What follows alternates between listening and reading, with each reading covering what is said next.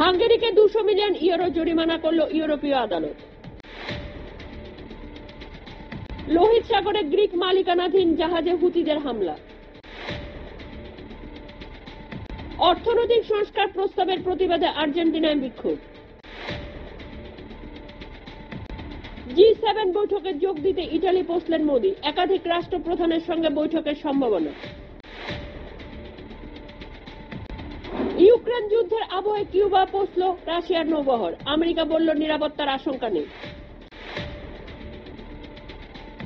45 জন ভারতীয় দেহ নিয়ে কুয়েত থেকে কেরল আসছে বায়ুসেনার বিমান, রয়েছেন বিদেশ প্রতিমন্ত্রীও।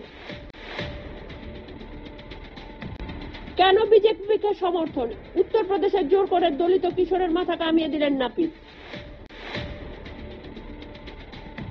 বৃষ্টির জেরে ধসে বিপর্যস্ত উত্তর সিকিমের লাচুং ও লাচেন, আটকে 1,500 পর্যটক, মৃত অন্তত 6 জন। কাশ্মীরে পূর্ণ শক্তি প্রয়োগ করার নির্দেশ প্রধানমন্ত্রী, শান্তি ফেরাতে জরুরি বৈঠক মোদির। জম্মুর বাস হামলায় জড়িত সন্দেহে অন্তত 50 জনকে আটক, মিলেছে জঙ্গি যোগ, দাবি কাশ্মীর পুলিশের।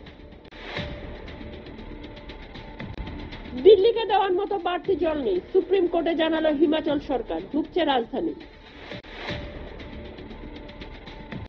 জাতীয় নিরাপত্তা উপদেষ্টা পদে তৃতীয়বার অজিত ডোভালকে বেছে নিলেন প্রধানমন্ত্রী নরেন্দ্র মোদী। গ্রেপ্তারি পরোয়ানা জারি, নাবালিকাকে যৌন নিগ্রহে অভিযুক্ত কর্ণাটকের প্রাক্তন মুখ্যমন্ত্রী ইয়াদুরাপ্পা বিপাকে। নাগপুরে বিস্ফোরক তৈরির কারখানায় বিস্ফোরণ, আগুনে ঝলসে অন্তত 5 জনের মৃত্যু। অরুণাচলে টানা তৃতীয়বার মুখ্যমন্ত্রী পদে শপথ নিলেন বিজেপির পেমা, ডেপুটি রইলেন সেই মেইন।